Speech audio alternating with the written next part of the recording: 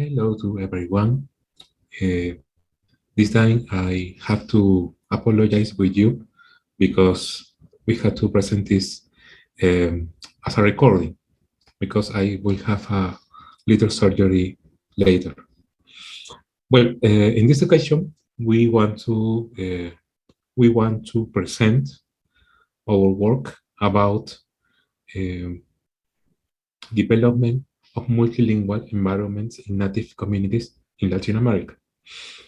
We call it inclusive spaces because this is Latin American region is a territory with very high discrimination against native languages, native cultures. But ironically, we have lots of native cultures. So, because this is a bit strange. Well, we have top 420 native languages in Latin America. 103 of them are crossing borders of different countries. So we have a language as Quechua that is talked for about 5 or 6 countries. We have Aymara that is spoken by about 3 countries. And we also have 47 million natives of different native languages. But it has also a problem. There are several restrictions on basic service and precariousness of public institutions in rural areas. There are areas that doesn't have internet, don't have electricity, water, common water. Most of them are in the Amazonian territory. So we have isolation of many Amazonian cultures. And we are suffering of migrations of people to cities. But when they go to cities, they also lose their language, their culture, their traditions, and they adopt the majority language.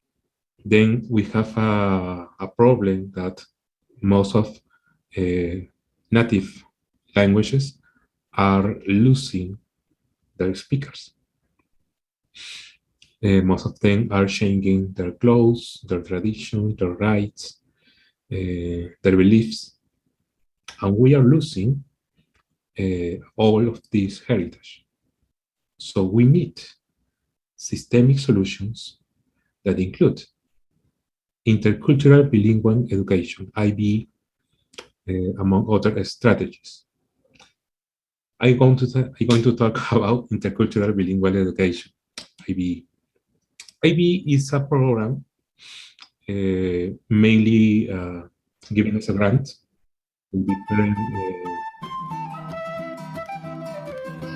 to different people interested to develop a career as educators. They used to be native people with a first language as a native language, and they learn Spanish as a second language. So most of them receive this career as a grant. As you can imagine, there are not many grants. We have a very little resource to provide this career in Peru, in Colombia, in Ecuador, in Brazil, because this is a regional politic, but it doesn't work to cover all the demand. We hope that they are very good teachers. They provide an educational service, both of their the native, both of native language speaker and majority language speaker, because we don't have to reduce the space for any of them. Well, IB teachers, I want to show you a little video about this IB program. It's very nice to see.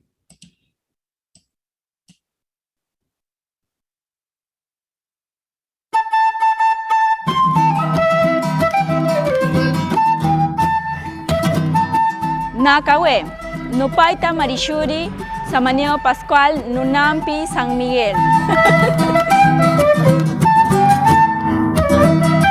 Noka Margot Camones Maguiñam ka, Waknamar Kapitam Shamu, Ankash Suyupita. Ero Kamaweni, Nakan Noero, Tabea Cacique Coronada. Hawks Remato, no Hanariki, Heiser Suarez Mainas, o con no Hanariki Ranenkoshi.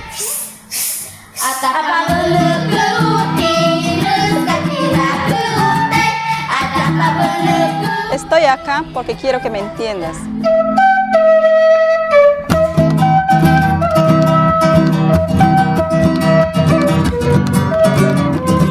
Así abajo un eidotik, uti uchihi einoskam inacham hindin meine.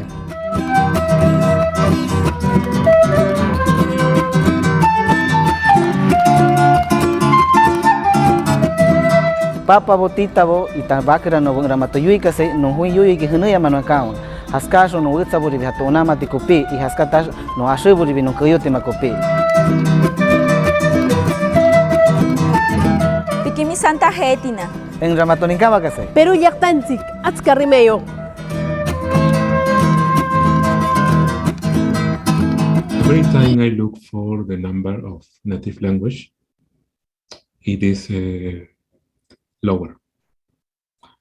This year, the last speaker of Yagan language in Chile died. They hope they can resurrect the language. It will be hard, as you can see.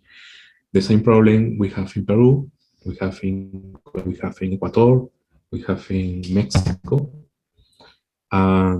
This problem is attended by a very good strategy, but with low coverage. There is another strategy that is used in countries such as Colombia, Mexico, and Peru.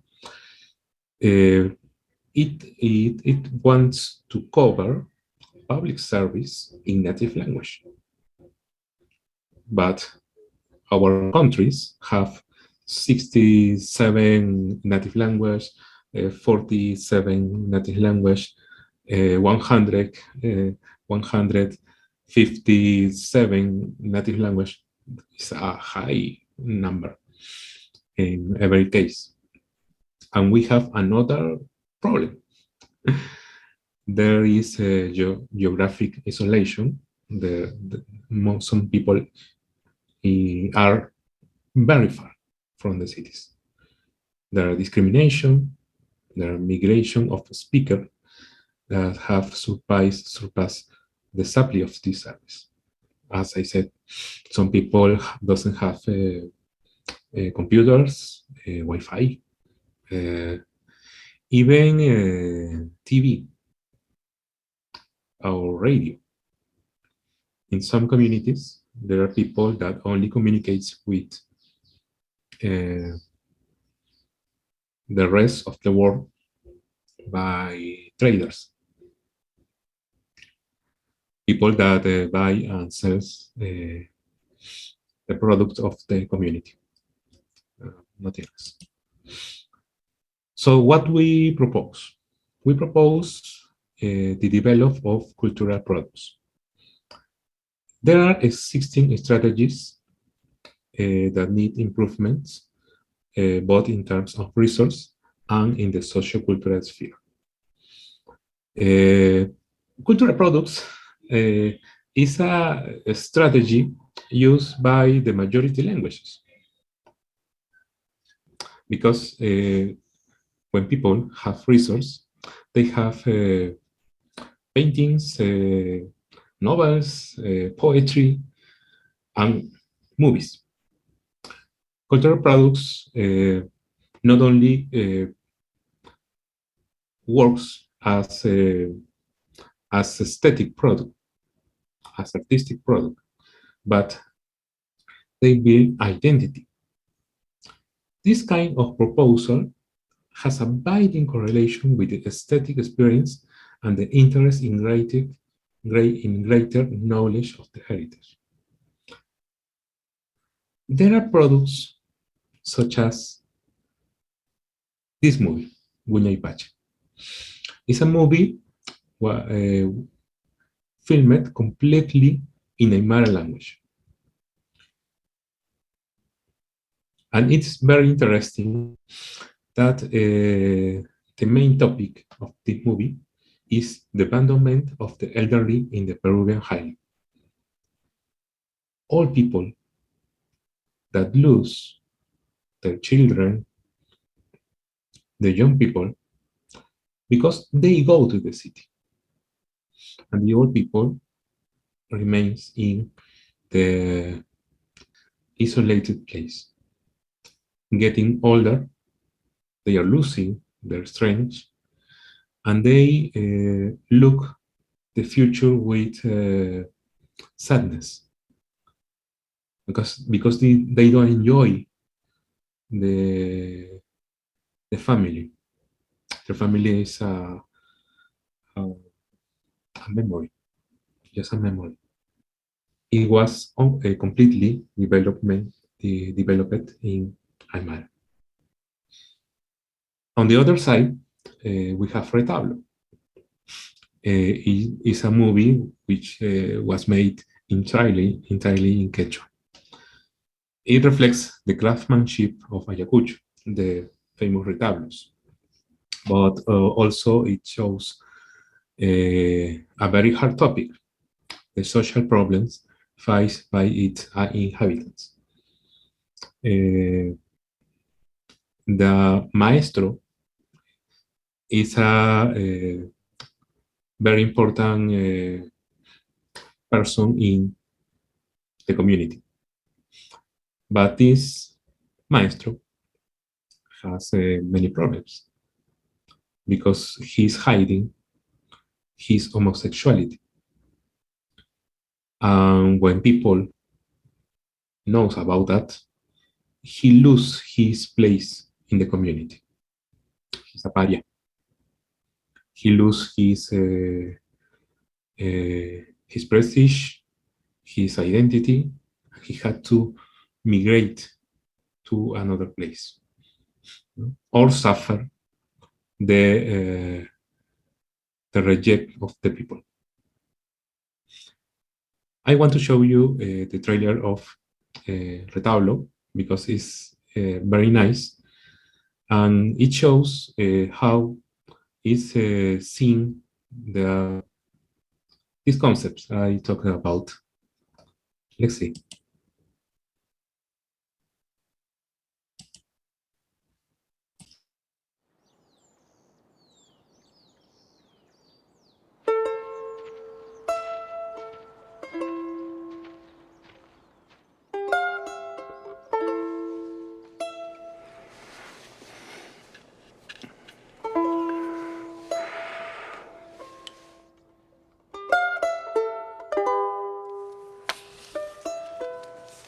Kamanan pakaring manjo.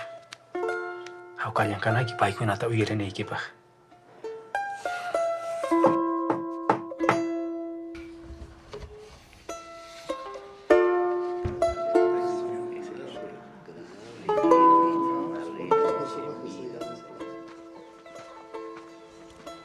Kai me kana kama.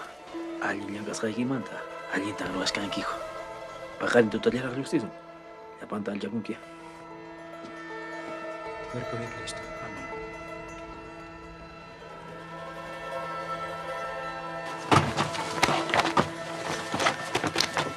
China kaptikim taytay kipsut mangrayachkan hijo. Imanaskat manariran pichpay wanllamkar.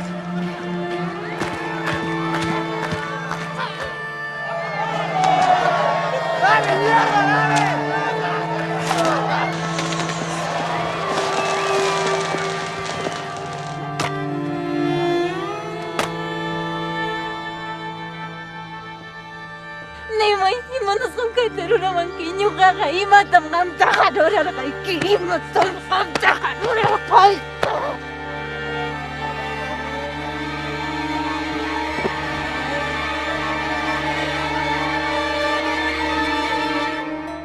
The song knows the truth about his death. He's suffering in silence. It is a very interesting topic because, as you can hear, when they talk slowly. They talk in low voice. This is something very frequent in the Peruvian highland and in the highlands in general in Latin America. He doesn't have the resource to handle this problem, this kind of problem. And as you can see, this movie is full of prizes. It is very interesting because this kind of movies didn't have an official place, and it is starting to move, and it's starting to create an space as a cultural product in the official space. The relevance of Aymara, Quechua, and other language made possible that exist another strategies. One example of that is the creation of programs in native language in TV Peru, the official channel in Peru. Not only they offer programs in Quechua, Aymara, Shipibo, Conibo, and Xánica, but they also include an educational web called Aprendiendo en Lenguas Originarias. In Peru, people are building a space to native language. I have looked for different countries in Latin America that they do similar efforts, but I didn't find them. So I suppose that the creation of cultural products are opening a space to tell the people that native language may be popular. They can have a place to stay and to disseminate. In that way, I think there are three things we can do. First, international cooperation. In the first part of this presentation, I said that about 25% of native language are spoken in different countries. So we are not lonely in this effort. We can integrate strategies, resources. Second, the inclusion of native language in official spaces, such as TV, newspaper, radio, internet. I know it won't be a big deal to communities that are isolated, but it can help to people who are in the city or people who lives in a highland city with some resource when they see that there are products in their language. They see that there is a place to the language that is used by his parents, her parents, and they can see that language is part of their identity. They have a place, they have a heritage. We can start to talk about a protected and a dynamic language. Thank you very much.